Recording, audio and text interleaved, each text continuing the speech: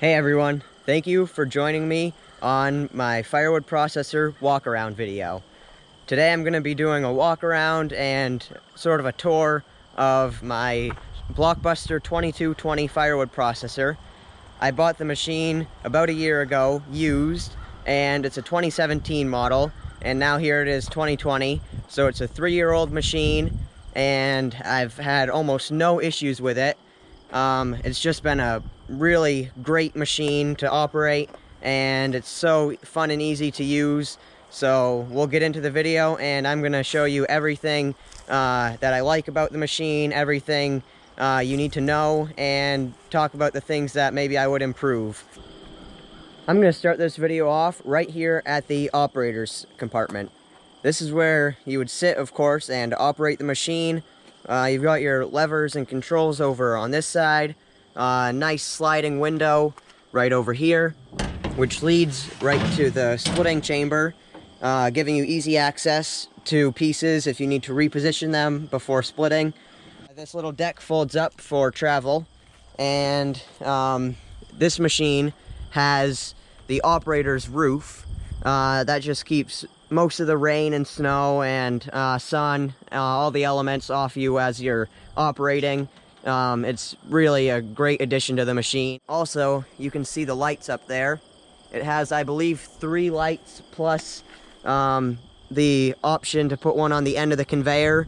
I think that's for transport. I've run the machine a few times at night, and with the lights on, it's very well lit and you can see everything and really see what you're doing. So with the lights on this machine and the lights on the skid steer, I could definitely see operating at night being something I could do if I wasn't surrounded by quite so many neighbors. I just don't want to make anyone mad. I want to keep the neighbors happy and not run into the nighttime too much. So maybe this winter, when it gets dark a little earlier, I'll be using those lights a little bit more, but for the meantime, there's just not a huge need for them. Right here you have your hydraulic connections for the conveyor. This unit detaches from the machine. Right here it's secured on with a pintle hitch, and this is the LE30, also from Blockbuster. And to tow this unit down the road, you detach this pintle hitch and then unsecure the hoses, and then you can pull the Blockbuster, the processor itself, away, and then that leaves the conveyor, which you can pull using that same pintle hitch. Now I'm going to look at the controls of the machine. Up here is your throttle. It pulls out, and then it twists to lock it in place. And right here, starting on the left, is the splitter. You can pull the splitter to actuate it to go out, and release it to retract, or you can lock it and it will automatically complete one full split cycle and then return to the retracted position when it's done. Right here is the saw oiler knob. You can twist this to adjust it if you think you're giving the saw too much oil or not enough on the chain. And that oiler sips a little bit of hydraulic oil from this tank right here, the main hydraulic tank, so it doesn't require any bar and chain fluid. All it needs is the hydraulic oil. So all I have to do is top that off every once in a while, and I'm all set to go. Now if we move over to the next set of levers, these 4 levers control all of your main functions of the machine. So on the left is the slide table. This goes up and down, and pushing down will bring the slide table towards you, and this will slide out and catch that last piece on the log so that the piece doesn't fall in a weird way. So that's very helpful for the ends of the log. Currently, I believe there's a broken key in the keyway, so the hydraulic motor is still spinning, but it doesn't make the rack and pinion work. So I need to get that fixed, but currently that's not functioning. Up next is the log saw and clamp. This is the second lever, and when you push down, it clamps and saws. The clamp comes down a fraction of a second before the saw starts, and then if you lift up, it'll bring your clamp up a little bit so that it's not dragging right along the wood as you advance it. And once you release this lever, the saw will automatically return to the upright position. Next is the log trough. If you push down on the lever, it'll advance your log ahead in this trough, and you can bring it up to the orange marker, which is also adjustable, and you can set that to whatever length you'd like. The log trough can also be put into reverse if you need to back the log out a little bit. And finally is the log deck. That's the 4-strand live deck out here. Generally, it comes with a 3-strand live deck, but the owner of this machine opted to have the 4th strand added because I heard this was his 12th Blockbuster he's ever owned. It shows he's really committed to the brand. He really knows these machines inside and out, and the things that he decided to have done differently than the standard machines is A, the manual throttle. Generally, it comes with an electric one. Then he also had the 4-strand live deck instead of 3. And finally, he had this extra log stopper installed right here. The final 2 controls over here on the right are the elevator and the splitter head. So the splitter head can be adjusted up or down using this lever. And when this lever is switched over like this, then that same lever makes the elevator raise up or go down. So we'll leave that in this position because during operation, the splitter head is what I want to have access to. This final lever on the right is the elevator run lever. When you push it down like this, that makes the elevator run. And I generally don't ever do this, but maybe to free up a jam, I might need it at some point. But if you lift up on it, it will go into reverse. And then in the middle is off. So finally, this is one of the last things in the operator's area. This is the sort of control box. All the electronics are in here, as you can see. So your ignition is right here. You turn the key to on, and you can hear the compressor turn on automatically. And then once you have this in the on position, you press the green button, and then it will do an automatic countdown, sort of, before it starts. So you turn this on, and then you press the green button and wait and give it about 10 to 12 seconds, and then you'll hear the machine fire up. And then to turn the machine off, you can either turn the key to the left to off, or you can press the red button. This switch right here operates the lights. Up is on and down is off for your lights up here on the roof. That's everything relating to the controls of the machine. I like to keep a pulp hook right here. It makes it very convenient to pick this up and move any logs or chunks of wood that are wedged in somewhere. And generally I also have my picaroon from PV Manufacturing, and I like to store that right up against here so that I have easy access to that. The one thing I would change about the operator section is that the seat seems to be a little bit low. When I sit down on it, I don't have a great view of what's going on around me. But if this was lifted up just a few inches,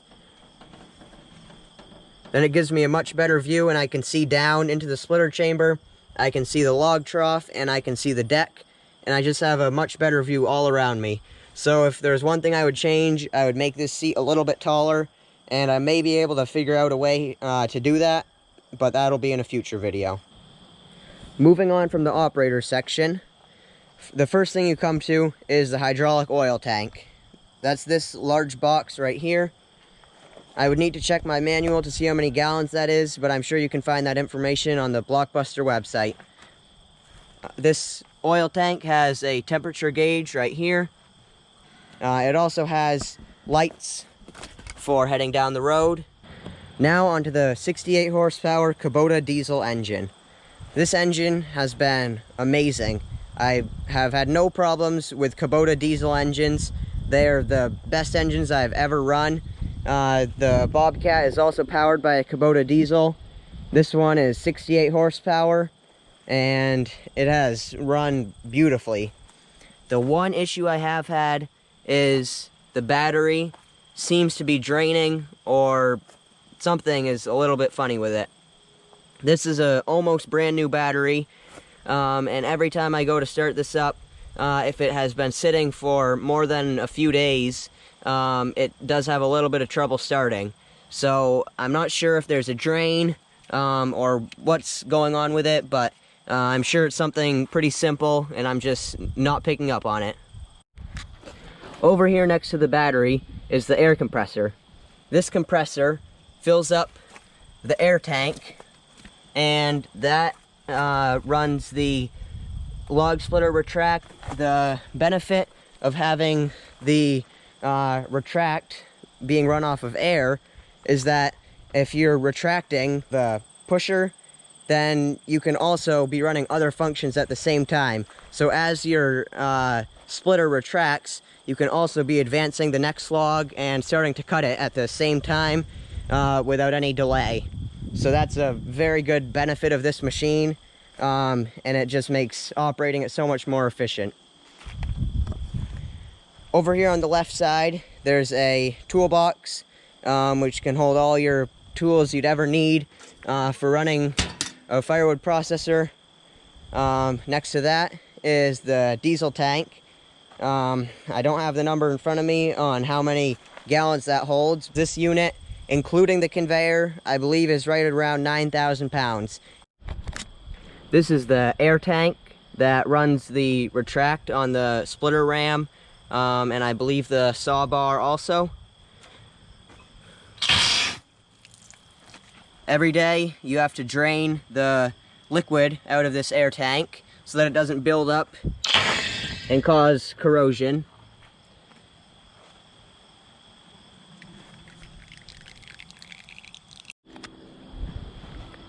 This is my 8-way wedge. I would say it weighs approximately 70 plus pounds.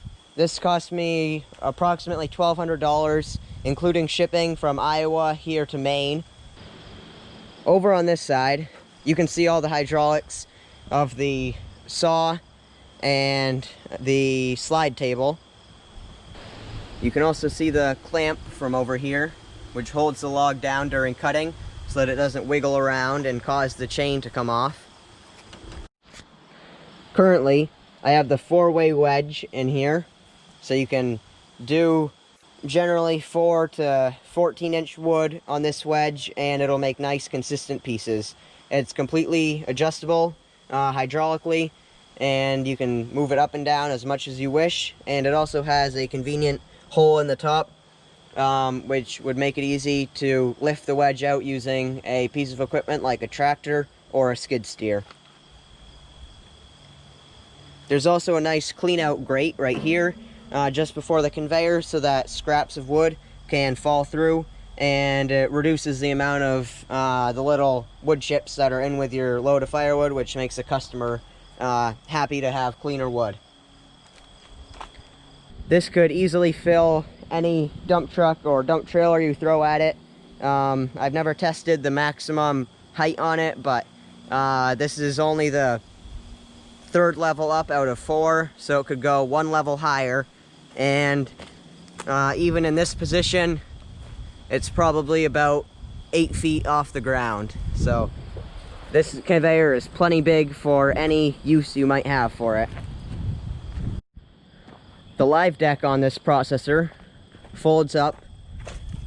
You pull these pins out, and then each strand of the live deck individually folds up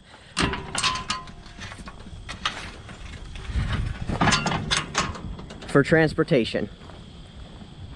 All 4 of these would fold up. Now that the walk-around's done, I think I'll shoot you guys some footage of the machine running. So I'll fire it up and we'll do these couple of logs that I have on the deck here.